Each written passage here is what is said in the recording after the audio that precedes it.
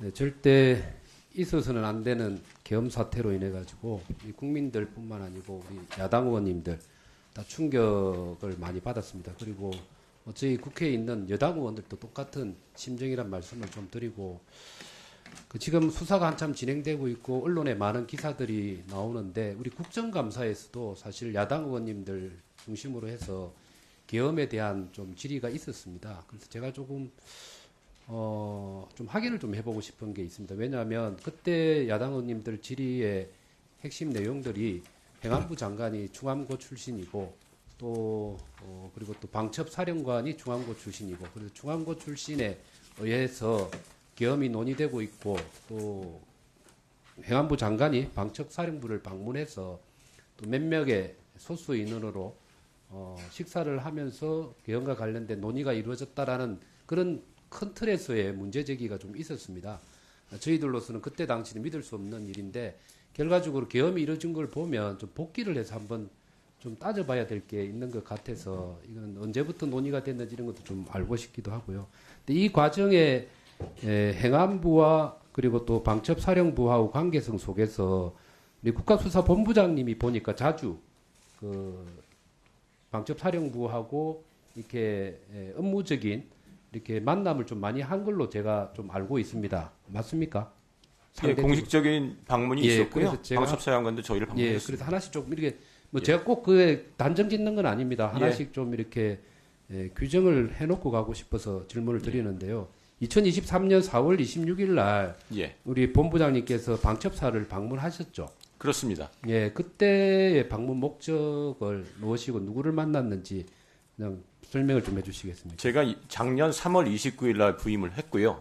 부임해서 안보수사국 업무보고를 받는 과정에서 안보수사국장이 내년 안보수사 경찰로 완전히 국정원에서 저희 경찰로 이관되면서 그것 때문에 안보수사국장이 방첩사 방문을 추진한다고 들었습니다. 예, 그래서 당시 황사령관 방첩사령관은 저하고 국가방첩회의에서 만나서 같이 회의를 하던 사이니 그럼 제가 직접 내가 방문하는 것이 어떠냐 하니까 방첩사에서 환영을 해서 그때 저희 국장과 과장이 함께 방문을 했습니다. 알겠습니다. 그러니까 일절 계엄과 관련된 논의는 당연히 없었던 거죠. 그렇습니다. 전임 사령관 때 이야기. 예, 그렇죠. 1월 10일 날도 그때 방첩사령관이 그때는 국가수사본부를 직접 방문을 했죠. 그때는 신임 방첩사령관이 부임 인사를 공식적으로 오겠다고 저희 안보국으로 연락이 와서 그때 만났습니다. 예, 그리고 3월 20일 되면 방첩사령부를 행안부 장관하고 이제 직접 우리 본부장님 같이 가셨죠, 그죠?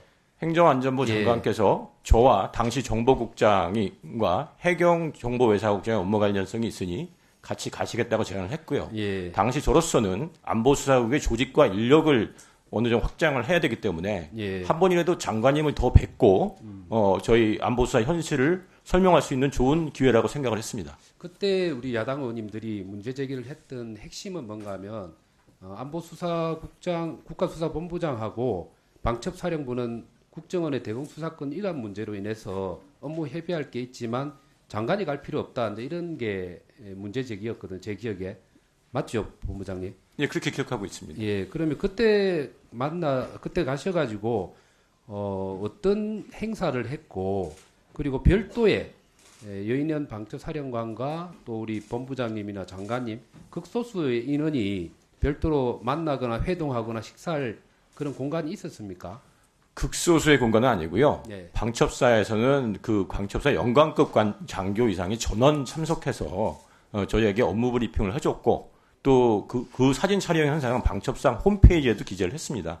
그리고 그 업무 소개가 끝나고 그 영내에서 방첩사 장성급 이상과 저희 방문한 정보국장을 포함한 장관까지 해서 함께 식사를 했습니다. 그 별도로 예를 들어서 행안부 장관과 방첩사령관이 따로 만나거나 별도의 시간을 가진 것은 없었습니까? 그런 적은 없었던 걸로 저는 기억하고 있습니다. 그럼 그때 상황에서는 계엄과 관련된 일절 논의가 없었던 거고요. 없었습니다. 이 결과 이후에 나중에 MOU 맺어지죠. 그렇습니다. MOU 내용과 관련해서도 사실 지금 국회의원들한테 제공을 했습니까?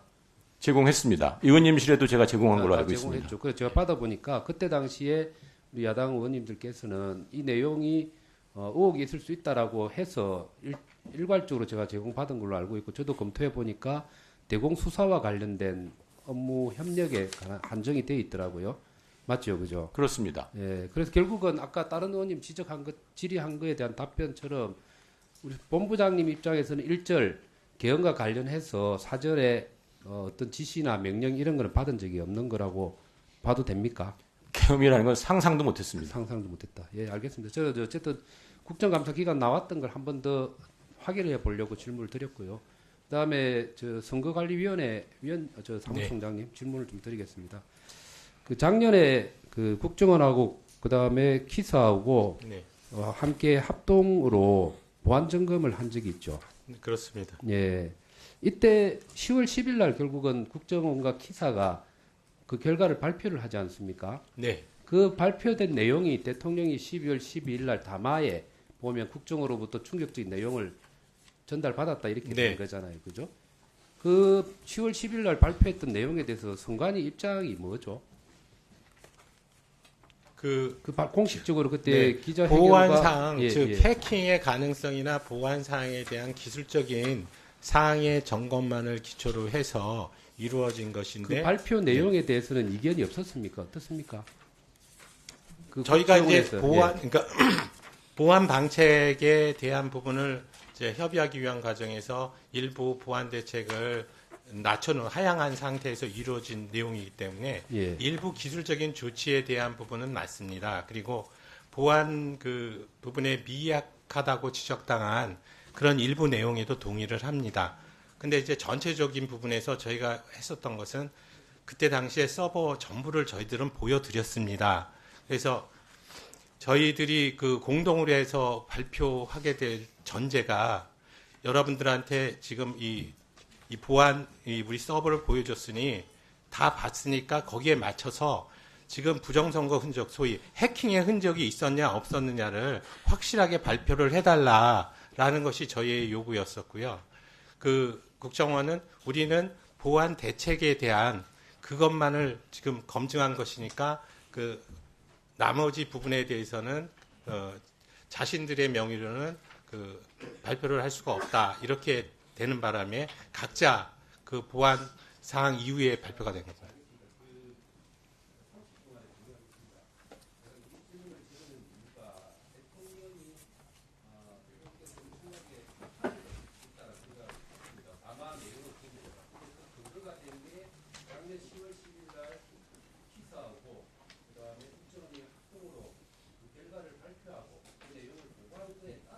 네.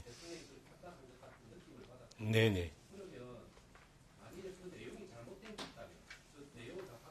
네. 네. 네.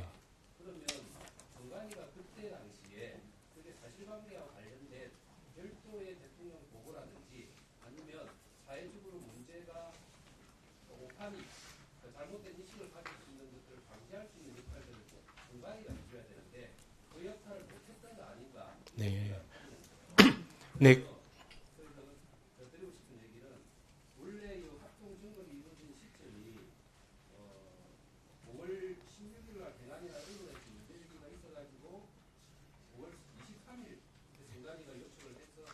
네. 네.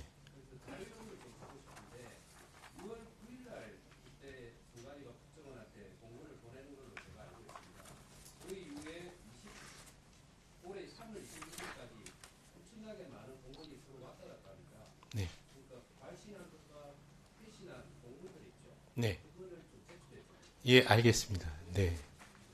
예, 덧붙여서 말씀드리고 싶은 게 그때 당시에 국정원의 발표 결과에 따라서 저희들이 반박 성명 비슷하게 조목조목 그 부분에 대해서 설명을 드렸고요.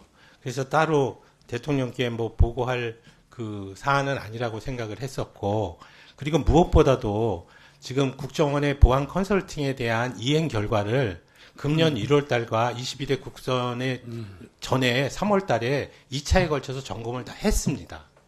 그렇기 때문에 더 이상 저희들이 그 국정원 컨설팅과의 그 관계에서 남아있는 의혹은 없게 되었다라고 생각을 하고 있었습니다. 네, 이 공문은 다 정리해서 제출해 두도록 하겠습니다. 내용까지요. 네. 다만 이제 보안에 관계된 것은 네. 나중에 의원님실에 말씀드리겠습니다. 총장님, 네. 방금 이성건 의원님께서 그 질문하신 내용 중에요. 국정원의 발표에 대한 그 선관위의 반박 입장을 낸 사실이 있다 이렇게 표현하셨어요. 네. 예, 그 주된 내용이 뭐였습니까? 언론에도 다 발표가 돼 있습니다만 지금 말씀드린 대로 북한에 의한 해킹 흔적은 발견할 수 없었다.